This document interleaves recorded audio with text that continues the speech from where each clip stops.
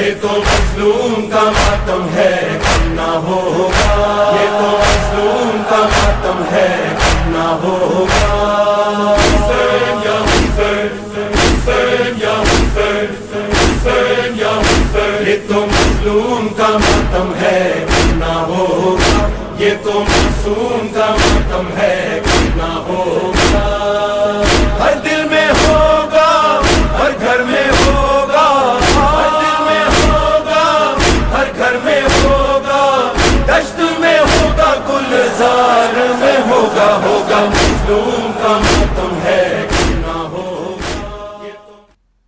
ماہ محرم کی دوسری تاریخ ہے، مولا حسین کا قافلہ کربلا معلیٰ آ پہنچا۔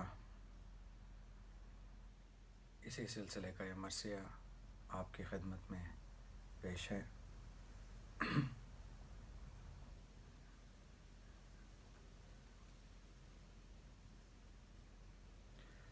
اے مومنو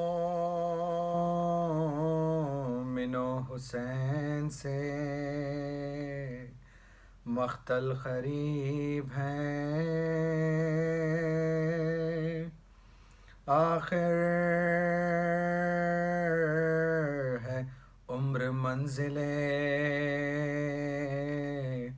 اول قریب ہے،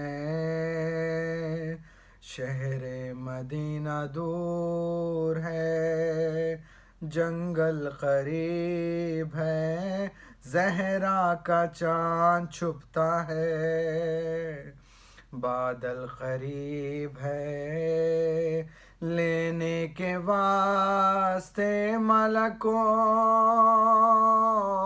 موت آتے ہیں، مقتل کو اپنے پاؤں سے، مقتل کو اپنے پاؤں سے شبیر جاتے ہیں، القیں سا صبح منزل آخر آیا ہوئی، لیکن یہ صبح سبت نبی کو کہاں ہوئی، جس جا سواری رکنے کا آگے رواں ہوئی، حیراں سپاہ قصرو کونو مکاں ہوئی، 6 گھوڑے بدلے دوشے نبی کے سوار نے، لیکن قدم بڑھایا نہ، لیکن قدم بڑھایا نہ ایک راہوار نے، جنبش جو مرکبوں میں نہ پائی حسین نے، ایک پشت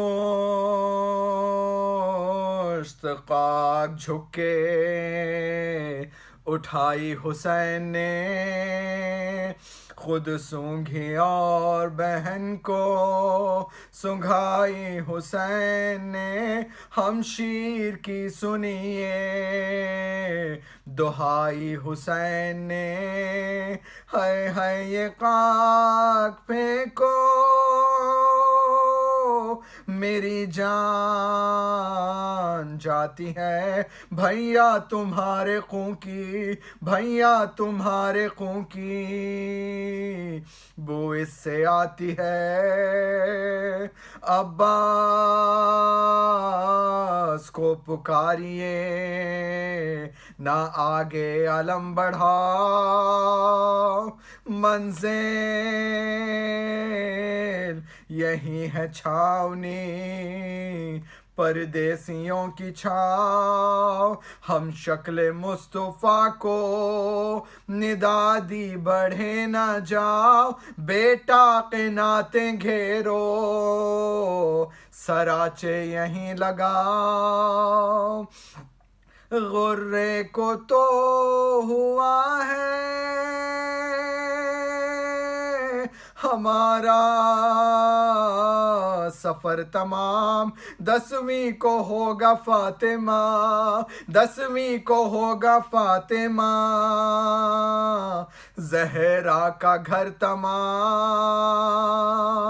अलक़े सा ख़ैमे हो गए, इस्तादा जा बजा और क़ैमों में उतरने लगे। आले मुस्तफ़ा दौड़ी से बरकु जाओ, ज़ैनब नहीं मिला, खुद एहतिमाम करने लगे शाह करबला। रोकी क़नात अकबरो क़ासिम ने आन कर, अब्बास गर्द फिरने, अब्बास गर्द फिरने लगे नेज़े को तान कर। मसनाद पया बिठा के बहन को शहे हुदा, कुर्सी बिछा के बैठे करीबे हरम सरा। थे दस्त बस्ता गिर्द जवाना ने बावफा, ले ले के नजरें आए जमींदार करबला। इस्तादा फित्रे कल्क से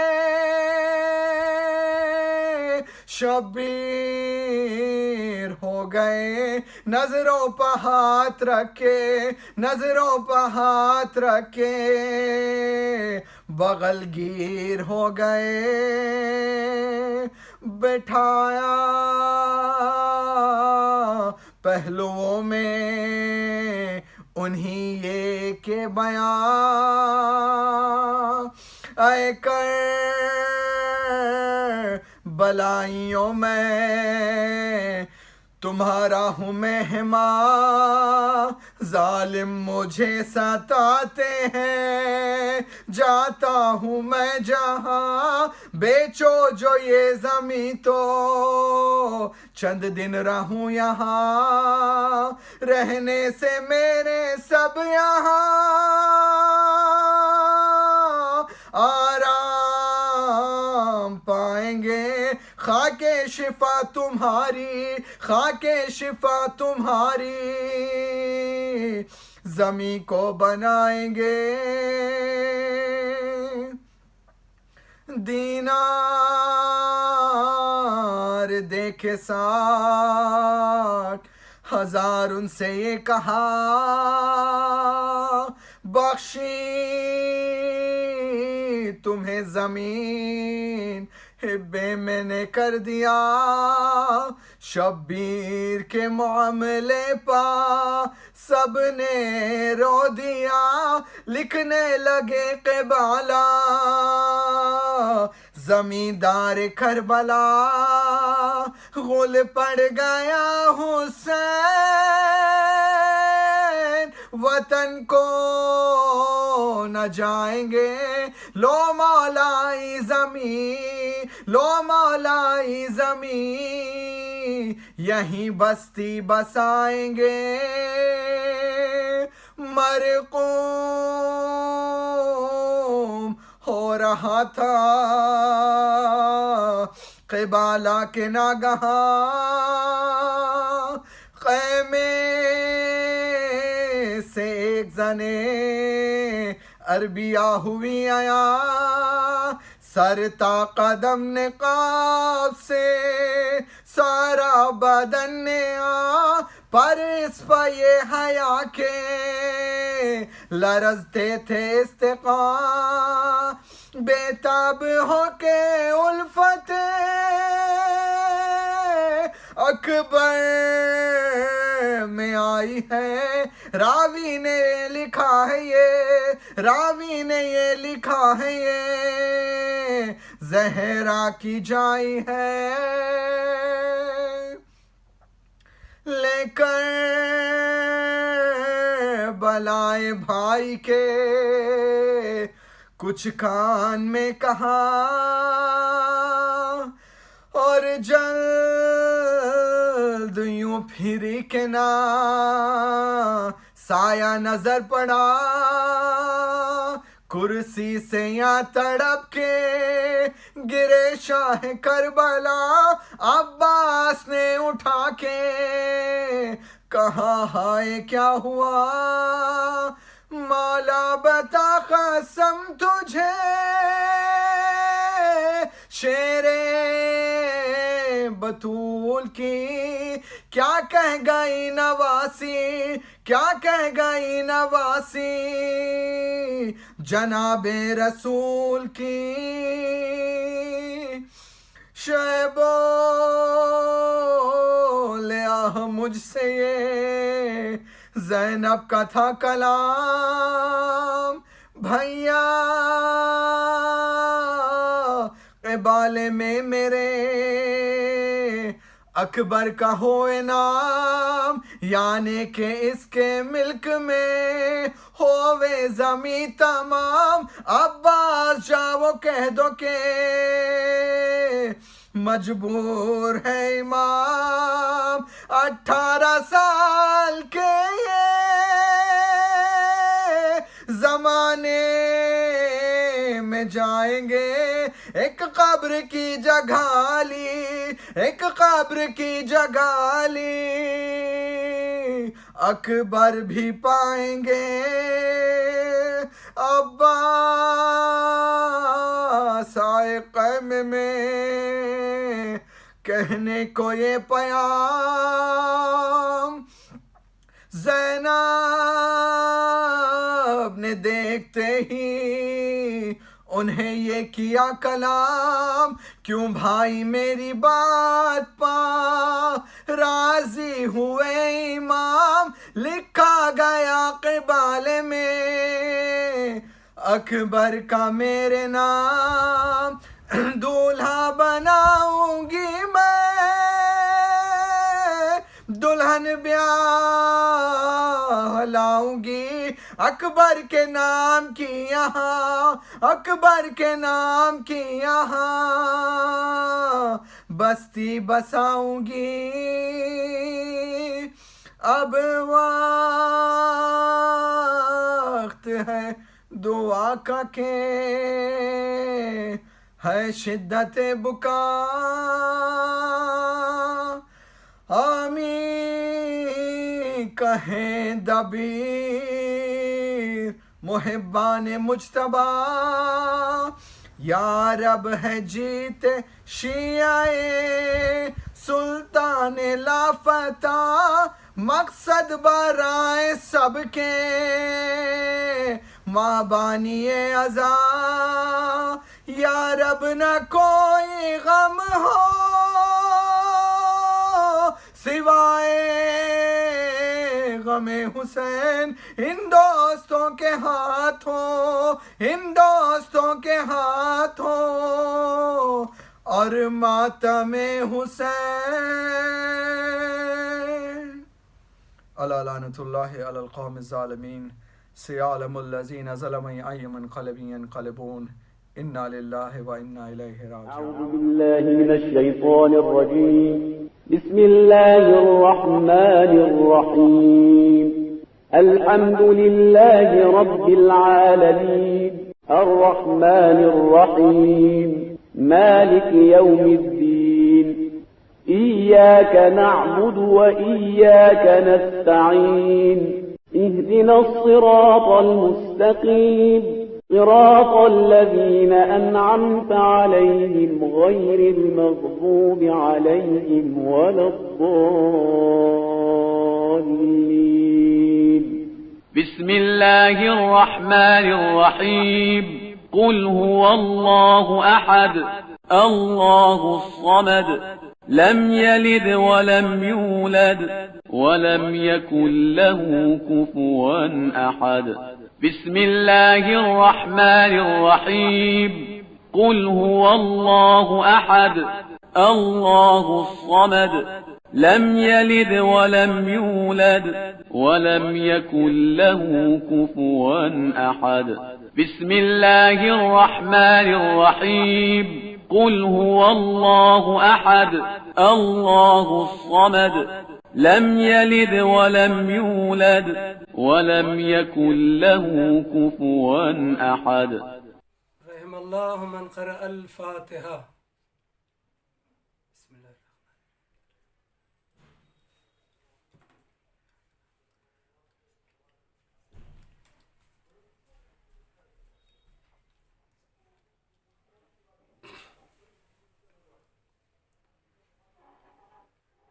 حسبنا الله ونعم الوكيل نعم المولى ونعم النصير. تبارك الله أحسن الخالقين ولا حول ولا قوة إلا بالله العلي العظيم. أعوذ بالله السميع العليم من الشيطان اللعين الرجيم. بسم الله الرحمن الرحيم. الحمد لله رب العالمين والصلاة والسلام على أشرف الأنبياء والمرسلين سيدنا ونبينا وشفيع ذنوبنا مولانا أبي القاسم محمد. اللهم صل على محمد وآل محمد وعجل فرجهم ولنا دائهم أجمعين وعلى آله الطيبين الطاهرين المعصومين المظلومين الغر الميامين لا سيما الإمام المبين بقية الله الأعظم في الأرض أجمعين الحجة الثانية عشر أرواحنا وأرواح العالمين لمقدمه الفداء وعلى آبائه الطاهرين الذين أذهب الله عنهم الرجس وطهرهم تطهيرا. اللهم صل على محمد ولعنة الدائمة على أعدائهم أجمعين وغاصبي حقوقهم ومنكري فضائلهم من الآن إلى قيام يوم الدين. أما بعد فقد قال الله تبارك وتعالى في القرآن المجيد والفرقان الحميد وهو أصدق الصادقين وقوله الحق. بسم الله الرحمن الرحيم. قل أغير الله أبغي ربا وهو رب كل شيء ولا تكسب كل نفس إلا عليها ولا تزر وازرة وزر أخرى. صلوات پڑھتے پر محمد وآل محمد. اللهم صل على محمد وآل محمد وعجل فرجهم ولنا دائهم أجمعين. عزیزان گرامی، 1443 اور اگست 2021 کے محرم کے عشر مجالس کا چیول کلاس ممبئی اندھیری اسپورٹ کلب کا جو سلسلہ ہے، اور اس سلسلے کی اس سال کے عشر مجالس میں ہماری جو گفتگو ہے بعنوان انسان کا دوست اور دشمن کون، یہ عنوان موضوع سبجیکٹ کی روشنی میں. اور اس کے لیے میں نے سورہ انعام کی، سورہ مبارک انعام کی آیت نمبر 164 کو سرنام کلام قرار دیا ہے. اور اس آیت کریمہ میں ارشاد رب العزت ہے کہ اے پیغمبر آپ کہہ دیجئے قل غیر اللہ ابغی ربا، کیا میں اللہ کو چھوڑ کر، خدا کو چھوڑ کر، خدا کے علاوہ کسی اور کو پروردگار اور رب بنا لوں، یا اللہ کو چھوڑ کر کسی اور رب اور پروردگار پالنے والے کی تلاش کروں؟ بڑا عجب انداز ہے قرآن کا سورہ مبارک انعام کی آیت نمبر 164 میں کہ اللہ پیغمبر کے ذریعے کہہ رہا ہے کہ پیغمبر آپ کہہ دیجئے قل غیر اللہ ابغی ربا، کیا میں اللہ کے علاوہ کوئی اور پالنے والا رب تلاش کروں؟ وَهُوَ رَبُّ كُلِّ شَيْءٍ، جبکہ وہ میرا جو اللہ ہے جس کی میں عبادت کرتا ہوں وہی سب کا رب، پالنے والا، پرورش کرنے والا، سب کا پروردگار ہے. بلکہ اپنے انداز میں کہوں کہ ہر چیز کا مالک وہی ہے.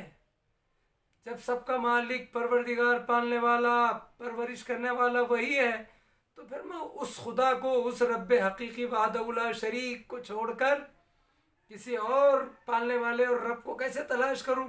اس لیے کہ رب وہی ہے، لا الہ الا اللہ، نہیں ہے کوئی معبود سوائے اللہ کے۔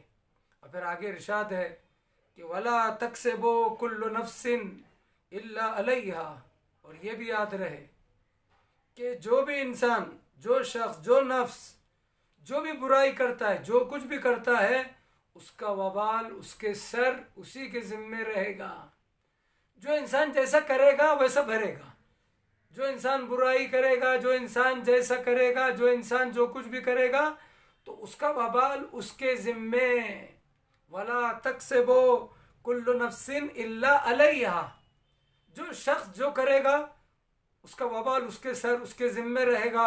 وَلَا تَزِرُ وَازِرَةٌ وِزْرَ أُخْرَى، اور کوئی بھی نفس، کوئی بھی شخص دوسرے شخص کے گناہوں کا بوجھ اپنے سر پر نہیں اٹھائے گا۔ کیا انداز قرآن ہے! وَلَا تَزِرُ وَازِرَةٌ وِزْرَ أُخْرَى، آیت بڑھتے بڑھتے یہاں تک پہنچ گئی۔ اللہ کے علاوہ کوئی رب ہے ہی نہیں۔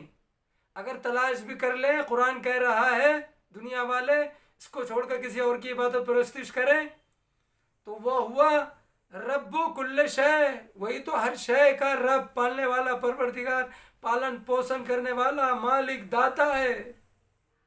سب کچھ وہی ہے، تو ہر شے کا مالک وہی ہے، ہر شے کا خالق وہی ہے، سب چیز اس کی ہے۔ انسان، حیوان، چرند پرند، زمین آسمان، ہر چیز اس کی ہے۔ اور پھر اس نے یہ بھی سمجھا دیا کہ دیکھو جو کچھ کرو گے اس کا وبال تمہارے سر پر رہے گا، کسی اور کے نہیں۔ جو کرے گا وہ ذمہ دار رہے گا۔ میرا بھائی نماز نہیں پڑھے گا تو بھائی ذمہ دار، میں کیوں؟ والدین بے نمازی ہیں، میں نمازی ہوں تو والدین ذمہ دار ہیں۔ میں روزہ نہیں رکھوں گا، میں بے دین رہوں گا تو میرا بھائی تھوڑی گنہگار ہوگا۔ جو جیسا کرے گا۔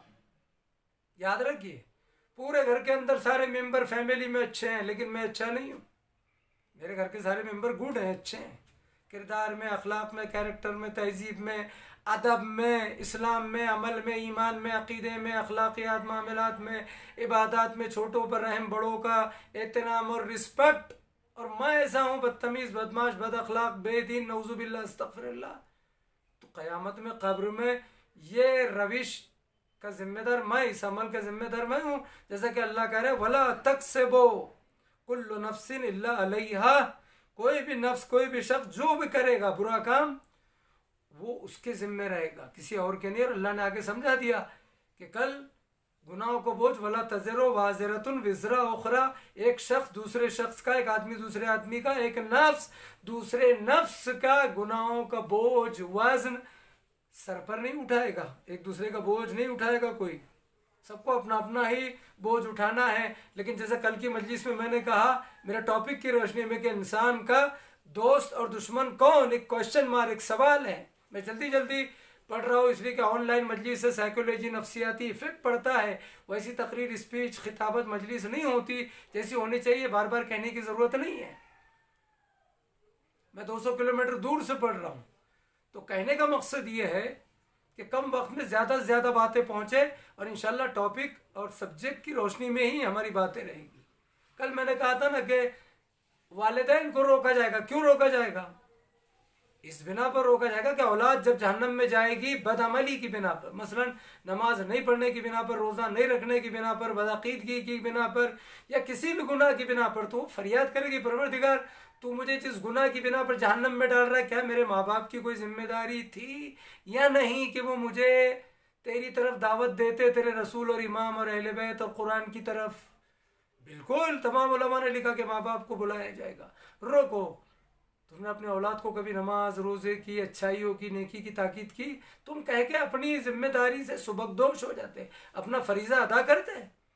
جب علماء کو روکا جائے گا، بڑے بڑے فقہاء کو روکا جائے گا، حتیٰ انبیاء، نبی، رسولوں کو روکا جائے گا، جیسا میں نے عرض کیا امت کے لیے، قوم کے لیے، تو پھر ماں باپ کیا ہے؟ ہر ایک کو روکا جائے گا جس پہ ذمہ داری ہے، جو ولی ہے، پیرنٹس ہے، سرپرست ہے، رہبر ہے، قائد ہے۔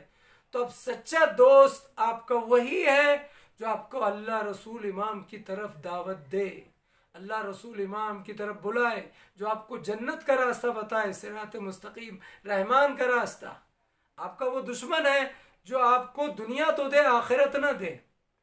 وہ کیسا دوست ہے جو آپ کو مسجد سے، مجلس سے، جلوس سے، عزاداری سے، محبت اہل بیت سے، عمل سے، ایمان سے، عقیدے سے، دین کی باتوں سے، اللہ رسول امام کی خوشنودی سے دور رکھے، امر بالمعروف نیکی کی ہدایت، نہی عن المنکر گناہوں سے روکنا، ان باتوں سے دور رکھے؟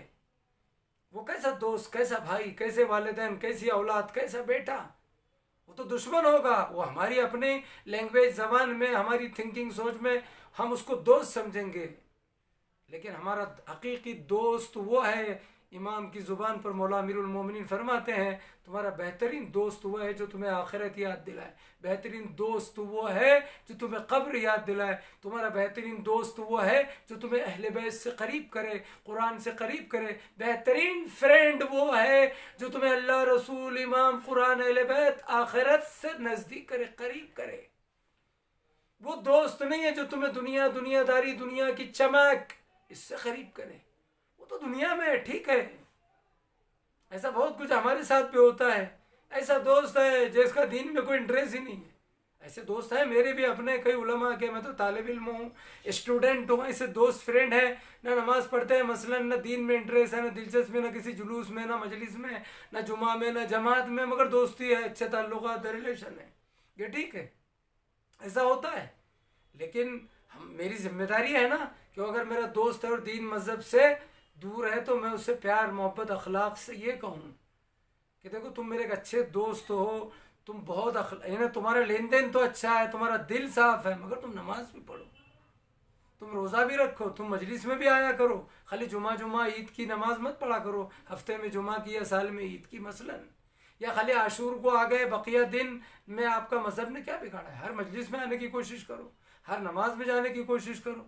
تو عزیزان گرامی، یہ میری جو دوستی ہے، اگر میں اس کو دین مذہب کی طرف دعوت دوں، قرآن اہل بیت کی طرف، تو وہ دوستی دنیاوی ہے، مجازی، اور یہ جو دوستی میں اللہ رسول امام کی طرف دعوت دوں، یہ میری دوستی حقیقی ہے، اور میں اس سے لین دین کروں، معاملات کروں، اس سے بینیفٹ، فائدہ اٹھا لوں، وہ مجھ سے اٹھائے، میں اس کے ادھر کھانا کھاؤں، وہ میرے ادھر کھانا کھائے، میں اس سے فائدہ لوں، ہے نا، سارے کام ایسا ہوتا ہے، آپ ایکسپیرینس کیجئے، ہے نا، میں اس کے ہنر سے فائدہ اٹھا لوں، وہ میرے ہنر سے، لیکن میں نے اس کو اللہ رسول امام نہیں دیا، آخرت نہیں دی، کبھی اس کی بے دینی اور لامذہبیت پہ اس کو نہیں ٹوکا۔ مثلا اس میں سب اچھائیاں ہیں مگر دین سے دور ہے، ایسے ہوتا ہے، لوگ نماز نہیں پڑھتے، بہت سے ایسے جو نماز کے پابند ہیں مگر دل کے کالے۔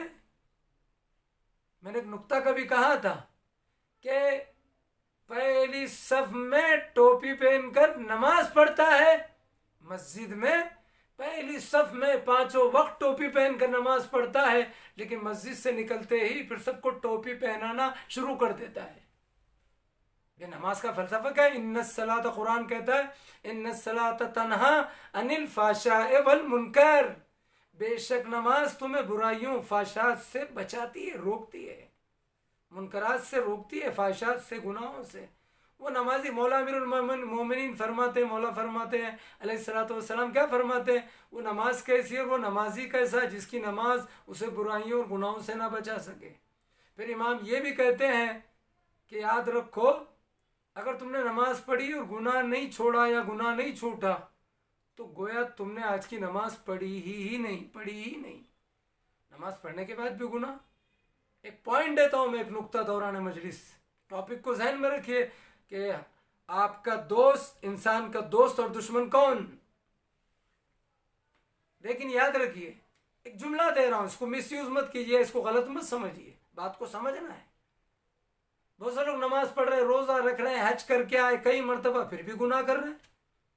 لوگوں سے پیسہ لے لیا، نہیں دیتے، لین دین اچھی نہیں ہے، قرض لیا لیکن دینے کی نیت نہیں ہے، کرائے سے مکان لیا لیکن کرایہ دیتے نہیں، کرائے سے دکان لی لیکن کرایہ دیتے نہیں۔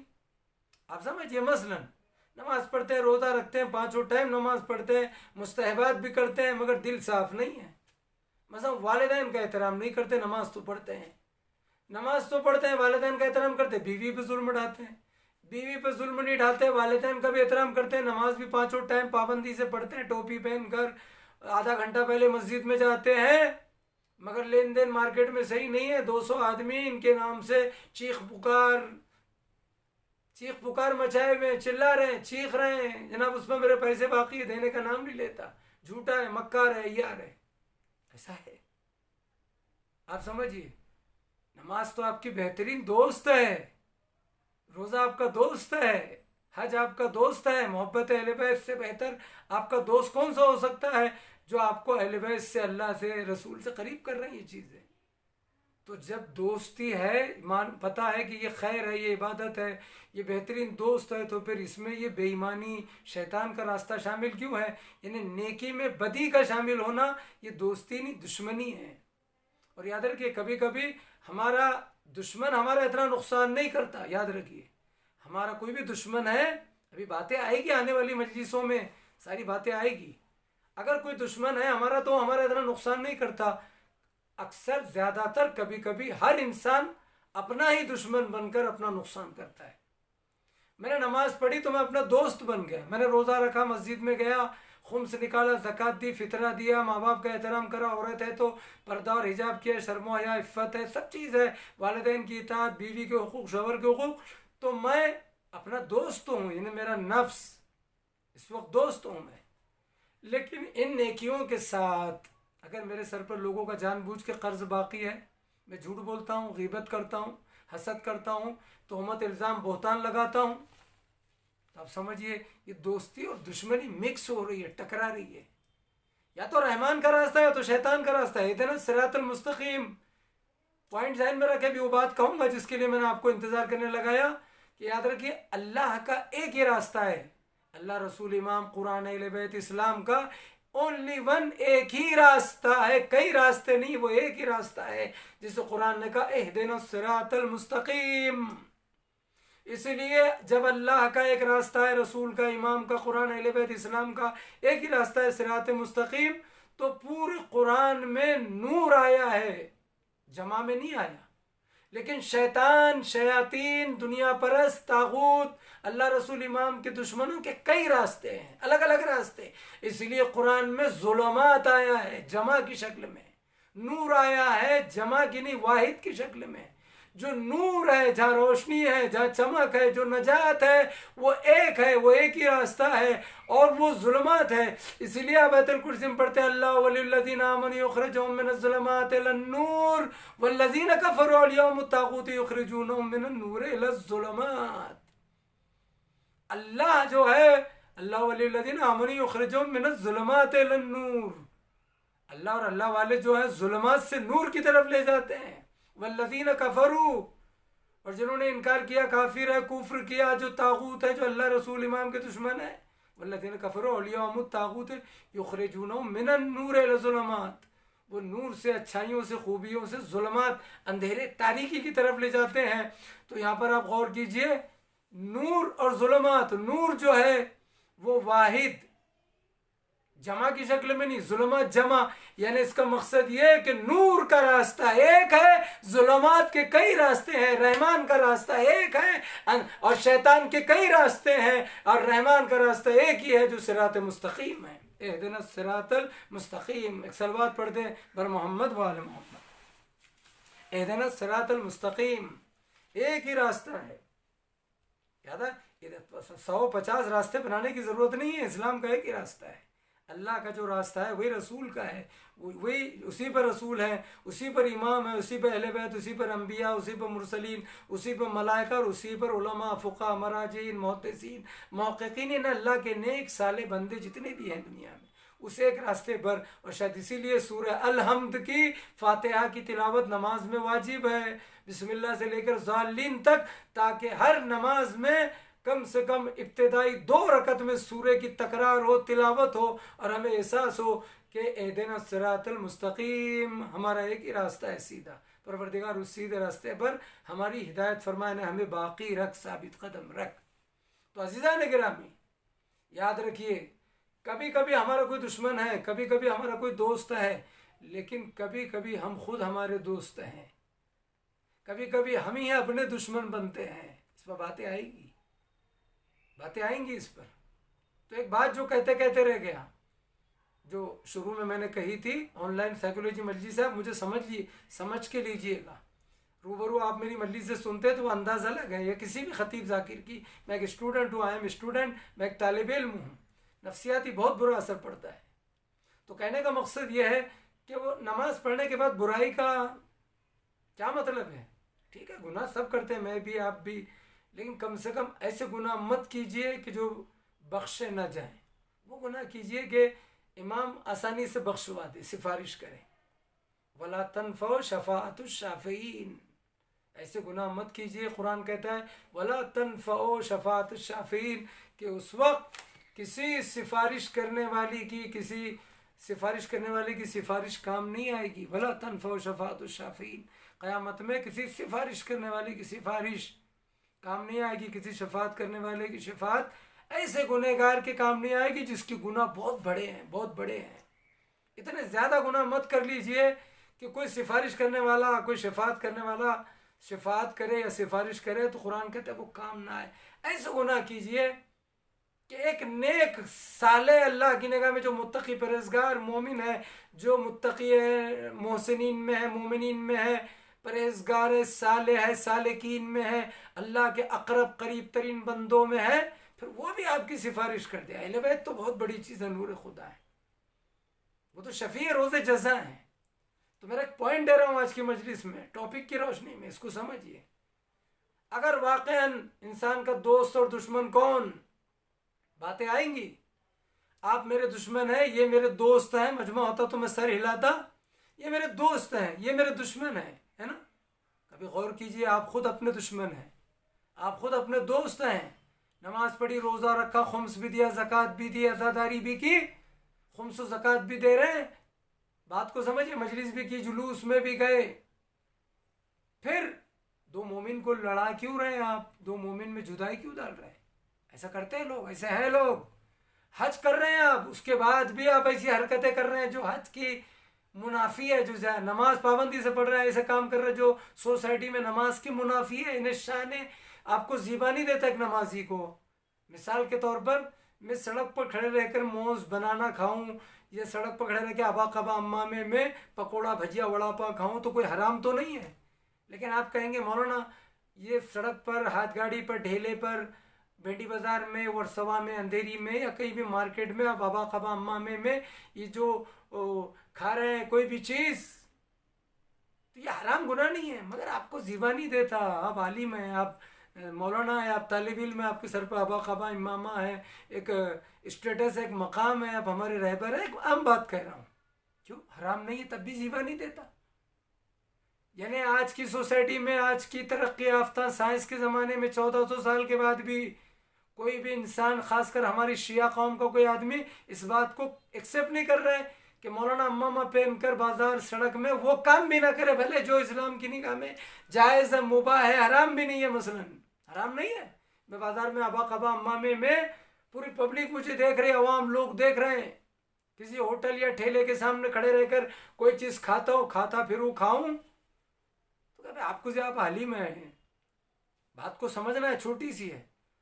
تو پھر اگر اللہ رسول امام کہیں گے آپ علی کے شیعہ ہیں، ایک عالم، ایک طالب علم کو اس کے متبرک لباس میں سرے بازار پبلک کے سامنے ڈھیلے پر پکوڑا بھجیا وڑا پاؤں یا کوئی ایسی چیز کھانا زیبا نہیں دیتا، یا اس کو لوگوں کے سامنے سوئمنگ کرنا یا سائیکل چلانا یا لنگی بنیان پر گھومنا اس عالم کو زیبا نہیں دیتا.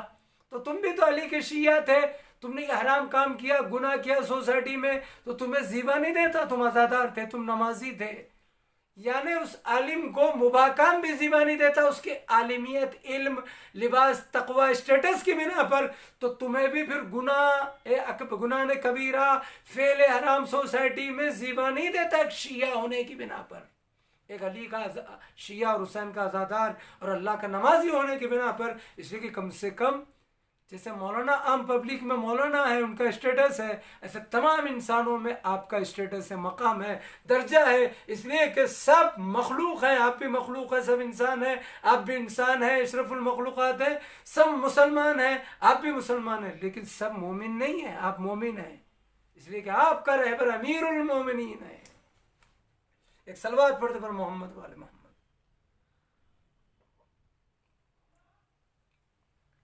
آپ کو زیبا نہیں دیتا. تو سوال یہ ہے کہ ہم نماز پڑھ کے بھی اگر گناہ کر رہے ہیں تو ہم اپنے ساتھ دشمنی کر رہے ہیں. اس وقت تو آپ کے ساتھ کوئی دشمنی نہیں کر رہا ہے. میں اگر سب کو اچھائی کرتا ہوں اور کسی سے حسد کرتا ہوں تو کوئی مجھ سے تھوڑی دشمنی کر رہا ہے. میں حاسد بنا ہوا ہوں, آپ سے حسد کرتا ہوں.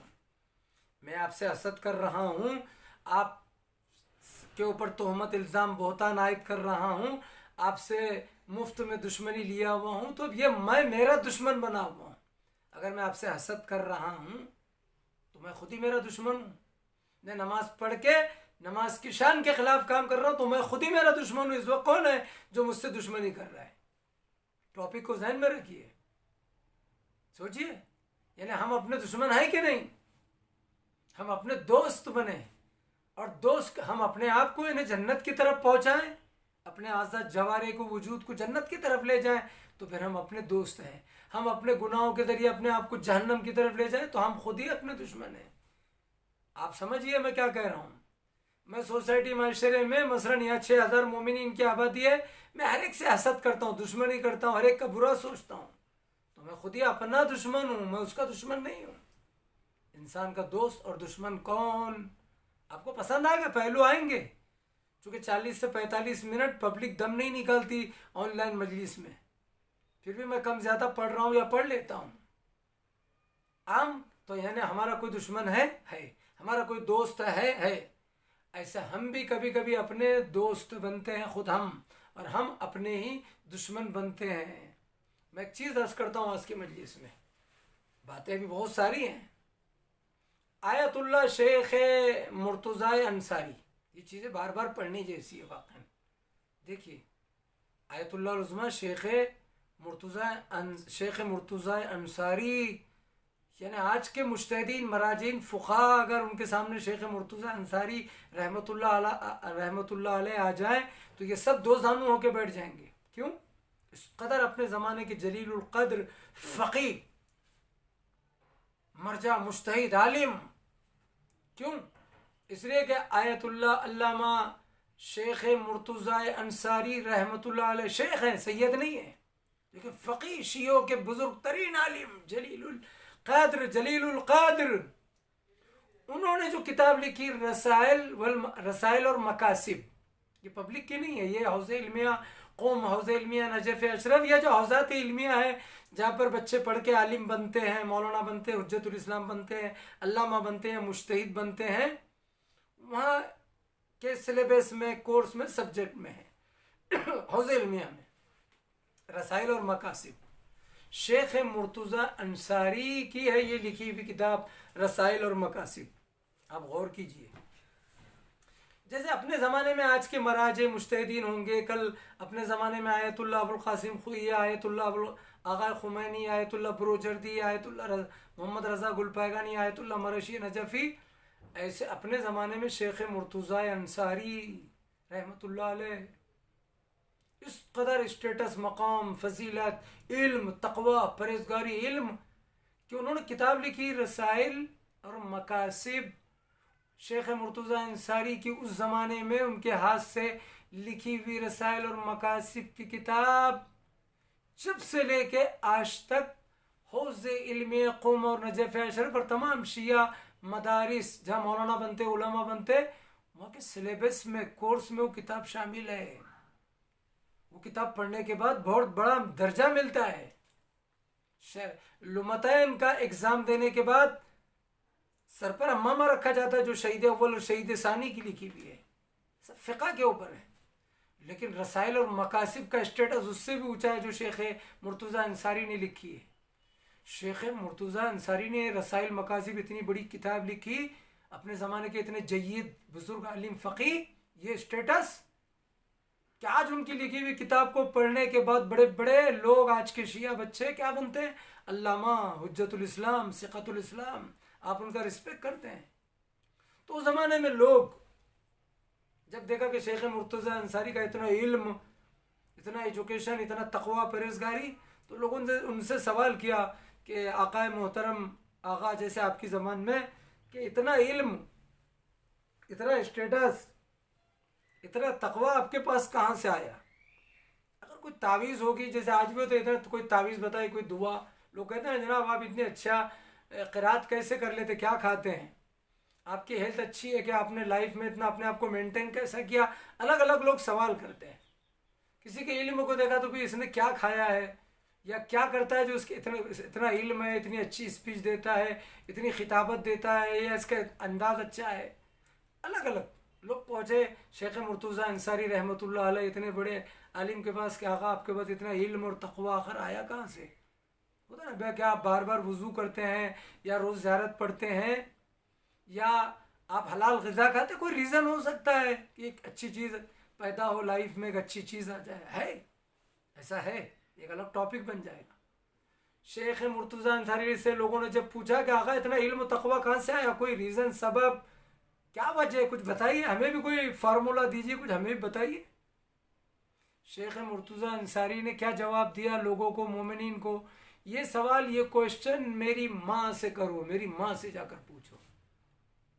لوگ ان کے مومنین ان کی ماں کی خدمت میں پہنچے.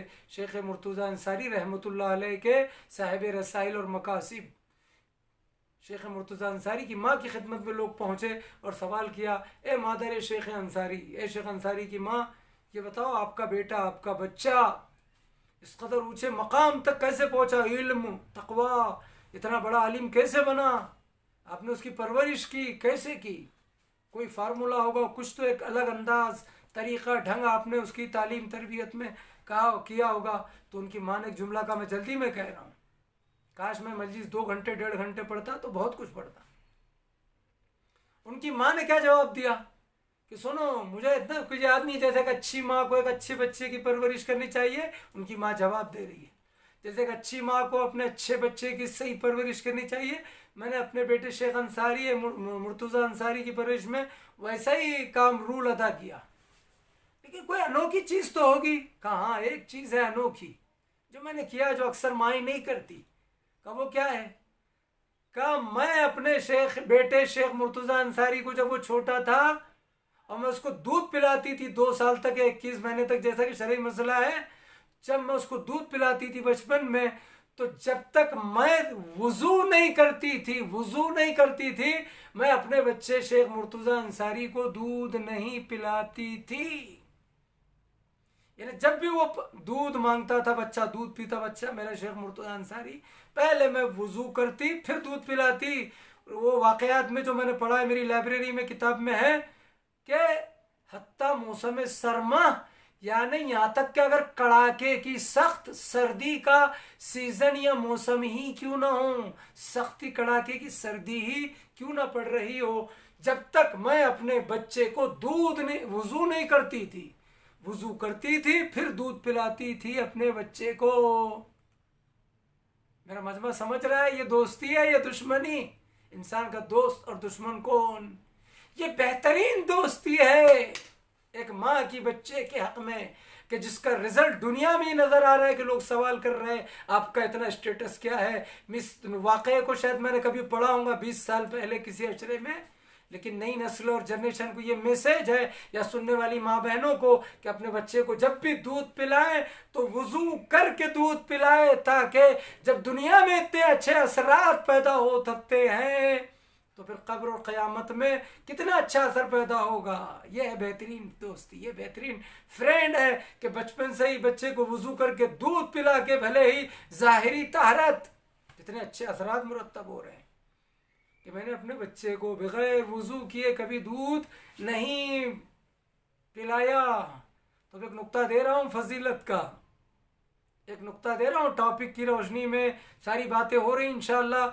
آپ مجھے بعد میں اس کا نتیجہ رزلٹ دیجئے. ویسے تو اللہ رسول امام راضی ہونا چاہیے, لیکن یاد رکھیے, اگر ایک عام ماں ایک اپنے عام بچے کو, جو معصوم نہیں, نبی نہیں, امام نہیں, عام ہے, ایک عام ماں ایک عام بچے کو وضو جیسی اگر ظاہری طہارت دے کر صرف دودھ پلا دے, تو بچہ ایک کمال, ایک عروج, ایک اسٹیٹس, ایک مقام تقویٰ اور علم کے ایک منزلت پر فائز ہو سکتا ہے. تو پھر ان ہستیوں کا کیا کہنا، اس گھرانے کا کیا کہنا، اس خاندان کا کیا کہنا کہ جو آلریڈی نور خدا ہے، معصوم بھی ہے، خاندان وحی بھی ہے، اور اللہ جن کی طہارت اور پاکیزگی کا قرآن میں اعلان کر رہا ہے سورہ احزاب میں، انما یرید اللہ لیذھب عنکم الرجس اہل البیت ویطہرکم تطہیرا۔ اللہم صلی علی۔ کیا مرتبہ ہے اس گھرانے کا؟ اگر ظاہری طہارت کا یہ اعزاز ہے تو حقیقی طہارت جو اللہ جنہیں پاک و پاکیزہ کہہ رہا ہے، اللہ جنہیں کہہ رہا ہے تطہیرا۔ اور یاد رکھیے اسی لیے ہم کہتے ہیں اہل بیت طاہرین، اہل بیت اطہار۔ اللہم صلی علی محمد و آلہ الطاہرین، اللہم صلی علی سیدنا محمد و علی آلہ الطاہرین و علی اہل بیتہ الطیبین الطاہرین المعصومین المظلومین۔ یہ مظلوم بھی ہے، یہ معصوم بھی ہے، یہ طیب و طاہر بھی ہے، پاک و پاکیزہ، ہر چیز کی طہارت الگ ہے۔ یہ وہ ہے کہ جن کی طہارت اور پاکیزگی کا اعلان خالق طہارت نے کیا ہے قرآن میں۔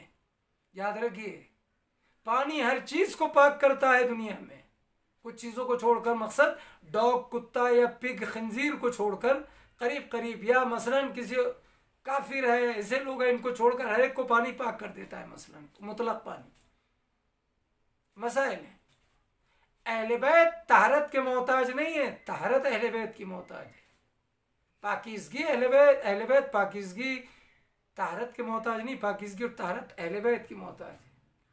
ساری دنیا طہارت کی محتاج ہے، پاکیزگی کی، طہارت اور پاکیزگی اہل بیت کی محتاج ہے۔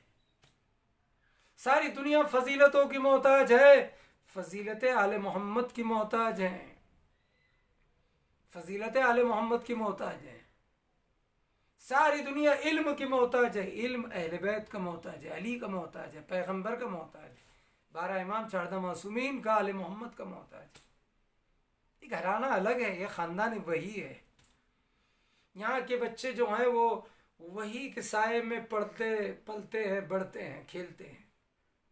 الہام اور وحی اس گھرانے کی میراث ہے۔ وحی نبی اور رسول پر نازل ہوتی ہے، الہام امام پر نازل ہوتا ہے۔ یہ دونوں چیزیں اس گھرانے سے تعلق رکھتے ہیں، اس لیے کہ اس خاندان میں نبی بھی ہے، رسول بھی ہے، امام بھی ہے، یہاں پر وحی بھی آتی ہے، یہاں پر الہام بھی ہوتا ہے۔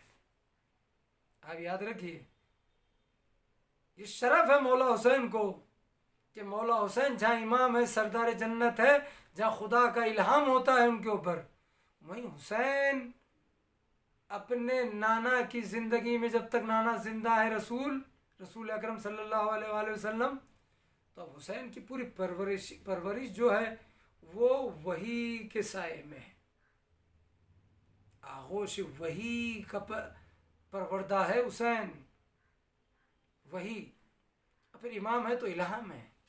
یہ تو نور خدا ہے، یہ سب ظاہری گفتگو ہے۔ جب کچھ نہیں تھا تو اہل بیت تھے، جب کچھ نہیں رہے گا تو اہل بیت ہی رہیں گے۔ بڑا عظیم مرتبہ ہے، خدا کی قسم، کاش لوگ سمجھے اس مرتبے کو۔ اور پیغمبر اسلام نے جو کہا حسین و منی وانا من الحسین، حسین مجھ سے ہے، میں حسین سے ہوں، یہ بڑا شرف ہے، بڑا شرف ہے۔ حسین و منی وانا من الحسین، حسین مجھ سے، میں حسین سے ہوں۔ الحسن والحسین سید شباب اہل الجنہ، سید شباب اہل الجنہ، یہ حسن حسین جوانان جنت کے سردار ہیں۔ پیغمبر کہہ رہے ہیں ھذا حسین فعرفوہ، یہ میرا حسین ہے، اسے پہچانو۔ امامان، قائمان، قائدان، یہ دونوں حسن حسین امام ہیں۔ اگر یہ کھڑے رہیں قائمان و قائدان، یہ بیٹھ جائیں تب بھی امام، یہ کھڑے ہوں تب بھی امام، یعنی یہ صلح کرے تب بھی امام ہے، یہ جہاد کرے تب بھی امام ہے۔ ان کا جو مقام و منزلت ہے وہ انہیں اللہ نے عطا کیا ہے، اہل دنیا نے نہیں۔ دنیا والے تو ہمیں اور آپ کو مقام دیتے ہیں۔ اہل بیت اطہار کی جو بھی فضیلت ہے، جو مقام ہے، جو منزلت ہے، جو اسٹیٹس ہے، جو رتبہ ہے، سب ان کے خالق، ان کے خدا، ان کے رب کا دیا ہوا ہے، کسی اور کا نہیں۔ میں اکثر ایک بات کہتا ہوں کہ وہ ہستیاں ہیں جو برائے نام بھی کسی کے محتاج نہیں ہیں۔ محمد، علی، فاطمہ، حسن، حسین، عباس، زینب، یہ سب نام اللہ نے رکھے۔ عزیزان گرامی، ویسی تقریر نہیں ہوئی یا ویسی نہیں ہو پا رہی ہے، مجھے نہیں معلوم، آن لائن ہے، لیکن اتنا سن لیجئے، اللہ نے اس گھرانے کو، اس خاندان کو جو مرتبہ، جو رتبہ، جو اسٹیٹس دیا ہے، وہ کسی کو نہیں ہے، کسی کو نہیں۔ اللہ کے بعد سب سے افضل رسول کی ذات، اور رسول کے بعد سب سے افضل آل رسول، مولا امیر المومنین شہزادی کونین حسن حسین، تمام امام سب سے افضل ہے، کوئی بھی ان سے افضل نہیں ہے۔ جب یہ نبیوں سے، رسولوں سے، ملائکہ سے افضل ہیں، ہماری آپ کے اہل دنیا کی اوقات اور قیمت کیا ہے؟ لیکن اس کے باوجود، اتنا مقام و منزلت رکھنے کے باوجود، آل محمد نے جو مصائب جھیلے ہیں، جو مصیبتیں اٹھائی ہے، وہ کسی نے نہیں، صرف اللہ کے لیے۔ بھوک پیاس، وطن سے بے وطن، غربت، سوچئے خود انہی ایام میں دیکھ لیجئے کہ جو رسول اپنے حسین کے لیے کہہ رہے ہیں حسین منی وانا من الحسین، وہ حسین جس کی وحی کے سائے میں پرورش ہوئی ہے، اب وہ حسین نانا کا مدینہ چھوڑ کر جا چکے۔ عزادارو، نانا کا وطن 28 رجب 60 ہجری کو حسین نے نانا کا مدینہ چھوڑا ہے، نانا کا روضہ چھوڑا ہے، اپنا وطن چھوڑا ہے، ماں کی لحد، بھیا کی قبر کو الوداع کیا ہے۔ 28 رجب 60 ہجری میں حسین چلے ہیں، 4 شعبان 60 ہجری کو مولا حسین مکہ میں پہنچے ہیں، اور 4 شعبان سے لے کے شعبان، رمضان، شوال، ذیقعد اور 8 ذی الحجہ تک، یعنی یوم ترویہ تک حسین مکے میں ہیں۔ اور اسی دوران یزید ملعون کو جب خبر ہوئی ہے تو اس نے 30 حاجیوں کے لباس میں حسین کو شہید کرنے کے لیے، قتل کرنے کے لیے ایسے ظالموں کو بھیجا، حاجیوں کے بھیس میں، 30 ظالموں کو، شقیوں کو حاجیوں کے لباس میں، بعض روایت میں کہ 300 شامی اور الگ سے 30 حاجی حسین کو قتل کرنے مکہ میں پہنچے۔ امام نے علم امامت سے اس چیز کو پرکھ لیا، حرمت کعبہ کو محفوظ رکھنے کے لیے حسین نے حج کو عمرہ میں بدلا، حسین مکہ چھوڑ کر نکل پڑے۔ کیا مظلومیت نہیں ہے کہ سارے عام مسلمان اس وقت ساری دنیا سے مکے کی طرف آ رہے ہیں، اور واریث کعبہ کعبے کو چھوڑ کر جا رہا ہے۔ اسی مکے کے قیام کے دوران کوفے سے کتنے خطوط آئے؟ 12,000 خطوط۔ امام نے خطوط کے جواب کی صورت میں اپنے بھائی مسلم ابن عقیل کو روانہ کیا۔ مسلم ابن عقیل کوفہ میں پہنچے سفیر حسین بن کر، اور مسلم ابن عقیل کوفہ میں شہید کر دیے گئے، ساتھ میں ہانی ابن عروہ بھی شہید کر دیے گئے۔ 90 سال کے، 90 ایئرز کے ہانی ابن عروہ، جو محب اہل بیت، محب علی تھے، جنہوں نے حضرت مسلم ابن عقیل کو اپنے گھر میں پناہ دی تھی، مہمان تھے۔ پہلے حضرت مختار ثقفی علیہ السلام کے گھر میں مسلم نے پناہ لی، مسلم ابن عقیل علیہ السلام نے پھر ہانی کے گھر میں گئے، اور اسی شک میں ہانی ابن عروہ کو ابن زیاد ملعون نے گرفتار کر کے شہید کیا۔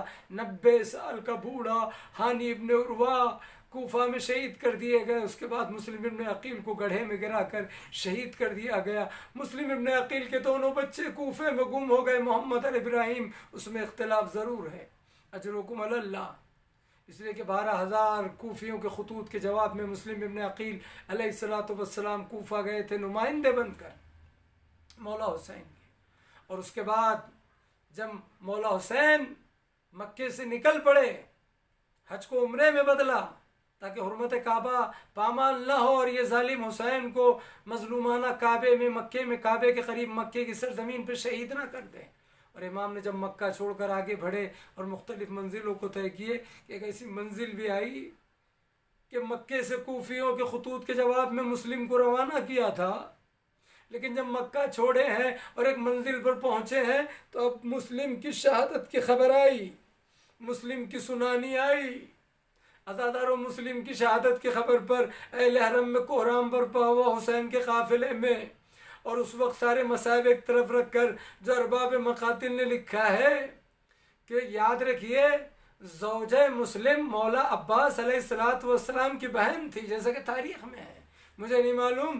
زوجہ مسلم ابن عقیل ہمارے اور آپ کے قمر بنی ہاشم علیہ السلام کی بہن ہے، جیسے مسلم کی شہادت کی خبر ملی، حسین اٹھے، ادھر عباس بھی اٹھے، کیا دیکھا ایک بیوی کے رونے کی آواز ہے، کسی سے پوچھا کون رو رہا ہے، تو کہنے والے نے کہا عباس تمہاری بہن زوجہ مسلم رو رہی ہے اپنے شوہر کی شہادت کی خبر سن کر۔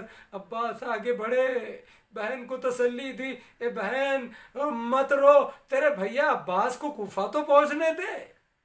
میرا دل یہ کہتا ہے عباس کی حسرت دل ہی دل میں رہ گئی، اجرکم اللہ۔ لیکن اسی دوران حسین نے آواز دی وہ گوشوارے لائے جائیں جو ہم نے کسی خاص موقع پہ خریدے تھے۔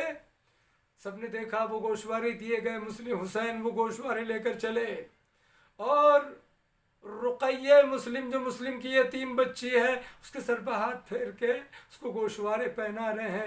بچی نے حسرت بری نگاہ سے امام کو دیکھا، آواز دی مولا مولا، یہ انداز تو ان کے ساتھ کیا جاتا ہے جو یتیم ہو جاتے ہیں۔ حسین نے کہا ہاں رقیہ تو یتیم ہو چکی ہے، تیرا بابا مسلم کوفہ میں مارا گیا۔ لیکن عزادارو جیسے ہی رقیہ نے یہ سنا رونے لگی، لیکن حسین نے سر پہ دست شفقت پھیرا، سینے سے لگایا، وہ گوشوارے پہنائے، آواز دی رقیہ نہ رو، اگر تیرا بابا مارا گیا لیکن تیرا بھی چچا حسین زندہ ہے۔ میں کہوں گا مولا جب رقیہ کے سر پر ہاتھ پھیر رہے تھے تو ذرا دیکھ لیا ہوتا کہ سکینہ، آپ کی سکینہ بیٹھ کر یہ منظر تو نہیں دیکھ رہی۔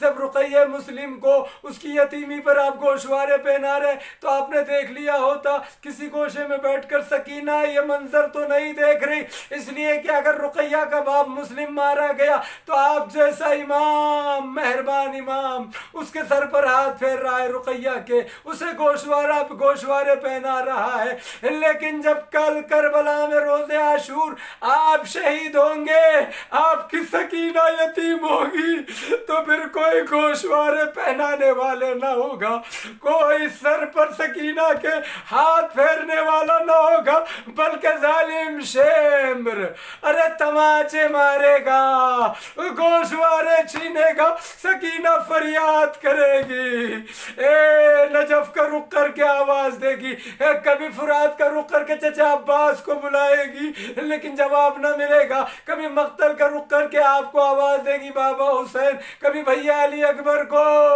لیکن جب کہیں سے جواب نہ ملے گا تو نجف اشرف کا رخ کر کے آواز دے گی، اے دادا علی،